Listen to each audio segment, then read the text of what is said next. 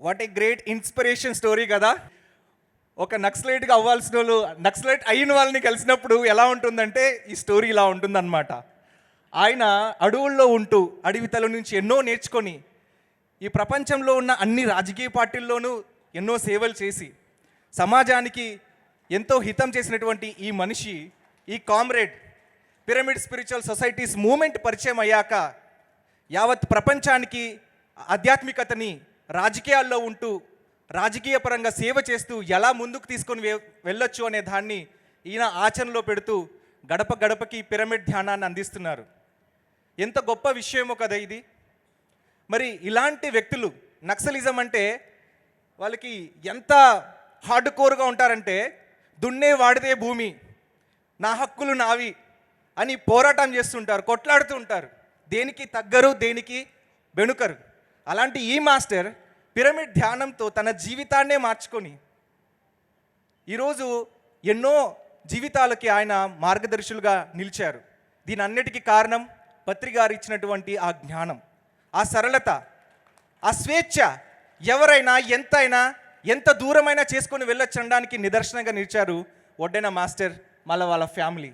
ఈరోజు సార్ నుంచి ఒక చిరు సందేశం తీసుకొని ఆయనకి సన్మానించుకుందాం. Thank you. ధన్యవాదాలు మాస్టర్స్. నా పేరు వడ్డెన్న యాదవు, నేను ఉద్యమాలకు ఎర్ర బిందువు. నా పేరు వడ్డెన్న యాదవు, నేను ఉద్యమాలకు ఎర్ర బిందువు. ప్రజల పాటలు రాసే సింధువు, నేను ప్రజల కొరకు పాడే సింధువు. నా తోటి ప్రజలందరికీ బంధువు. నా పేరు వడ్డెన్న యాదవు, నేను ఉద్యమాలకు ఎర్ర బిందువు. ఉద్యమాలకు ఊరు, పౌరుషాలకు పేరు. ఉద్యమాలకు ఊరు, పౌరుషాలకు పేరు. చుట్టుముట్టు అడవి తల్లి, నన్ను గన్నది నా మదన పల్లి. నన్ను గన్నది నా మదన పల్లి. నా పేరు వడ్డెన్న యాదవు, నేను ఉద్యమాలకు ఎర్ర బిందువు. దీనికన్నా ముందుగా ఇంత గొప్ప ఈ వేదిక మీద నిలబడి నా హేవీని ప్రదర్శించి నాకు ఇక్కడ దాకా రావడానికి ప్రత్యక్షంగా పరోక్షంగా మూలకారకులైనటువంటి మన అందరి గురువు గారు బ్రహ్మర్షి సుభాష్ పత్రిజీ గారికి వేల వేల కోటాన కోట్ల అనంత కోటి ప్రణామాలు తెలియజేసుకుంటూ, అట్లాగే వారి కుటుంబ సభ్యులు కూడా పాదాభివందనాలు తెలియజేసుకుంటూ, నాకు ఇంత పెద్ద ఈ ధ్యానమహాగా నడుపుతున్నటువంటి మహేశ్వర మహాపిరమిడు ట్రస్ట్ సభ్యులందరూ కూడా అందరికీ ధన్యవాదాలు, కృతజ్ఞతలు తెలియజేసుకుంటూ, ఈ కైలాసపురి ట్రస్ట్ సభ్యులందరూ కూడా ధన్యవాదాలు తెలియజేసుకుంటూ, మరి ఆ రోజులలో తిండికి లేని పరిస్థితుల్లో కూడా 6వ తరగతి వరకు చదువు ఆపేసి 7వ తరగతిలోనే బిడ్డ మన ఇంట్లో బర్రెలున్నాయి, ఎద్దులు మేపాలి, బర్రెలు మేపాలా, మన గొర్రెలు కాసే కుటుంబం కాబట్టి మనం గొర్రెలు కాసుకుంటే బతుకుతాం, చదువుకుంటే బతుకమని చెప్పేసి మా అయ్యవ్వ చెప్పిన మాటలకు అడవికి ఈ బర్రెలని ఎద్దులను మేపుకుంటూ గొర్రెలు మేపుకుంటూ పోయే తరుణంలో అప్పుడే ఆ ప్రజల కోసం పోరాడుతున్నటువంటి అన్నలతో పరిచయం కావడం, ఆ తర్వాత క్రమంలో వాళ్ళతో చాలా రోజులు పనిచేయడం, పెద్ద భీకరమైనటువంటి ఎన్కౌంటర్లో మా ఊరిలో ఆ ఎన్కౌంటర్ నుంచి అనుకోకుండా తప్పిపోవడం, నెత్తురు దాగేటి ఆంధ్ర పోలీసు వాళ్ళు అర్ధరాత్రి వచ్చి పల్లె చుట్టుముట్టి పల్లెల్లో ఇండ్లన్నీ బయట గొలుసులు పెట్టి ఒక్కొక్కరిని తెచ్చి ఊరి మధ్యకు తెచ్చి కాళ్ళు చేతులు కట్టి కాల్చి చంపుతుంటే కాపాడుకోలేక మూగబోయింది. ఎడ్లు ఏడ్చినాయి, మనసు ఏడ్చిండు, గొడ్డు గోదలు ఎక్కి ఏడ్చినాయి, గొడ్డు ఎక్కి ఏడ్చినాయి. కన్న పేగు తేగి తల్లడిల్లిందో ననుగన్న తల్లి నా మదనపల్లి. ననుగన్న నా తల్లి నా మదనపల్లి. ఉద్యమాల సిగలో అది ఎర్రమల్లి. ఉద్యమ యోధుల్ని కన్న నా తల్లి, ఉద్యమ వీరుల్ని కన్న నా తల్లి. సమాజంక ఇచ్చేసింది లొల్లి. నన్నుగన్న నా తల్లి నా మదనపల్లి. ఉద్యమాల సిగలో అది ఎర్రమల్లి.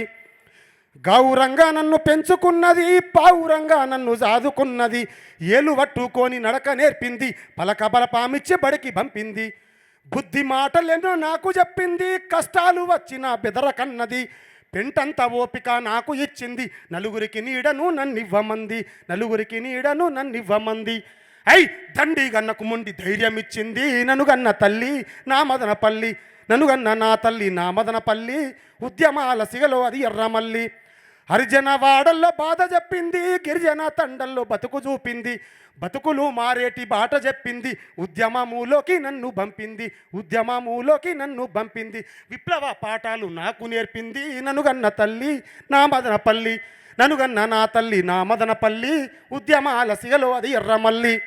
ఈ రకంగా మరి క్రమంగా విప్లవ పాటలు పనిచేస్తూ ప్రజా సంఘాల్లో పనిచేస్తూ ప్రజల కోసం పనిచేస్తున్న తరుణంలో ఆ తర్వాత జైలు జీవితం గడిపి చాలా రోజులు జైల్లోకి వెళ్ళి బయటకు వచ్చిన తర్వాత తెలంగాణ ఉద్యమంలో కూడా పనిచేసి ప్రతి గ్రామం తిరిగి తెలంగాణ వచ్చేదాకా పోరాడి ఈరోజు తెలంగాణ ఫలితాలు అనుభవిస్తున్నటువంటి మా తెలంగాణ ప్రజల్లో తెలంగాణ ఉద్యమంలో కీలక పాత్ర పోషించే అవకాశం నాకు అప్పుడు దక్కింది.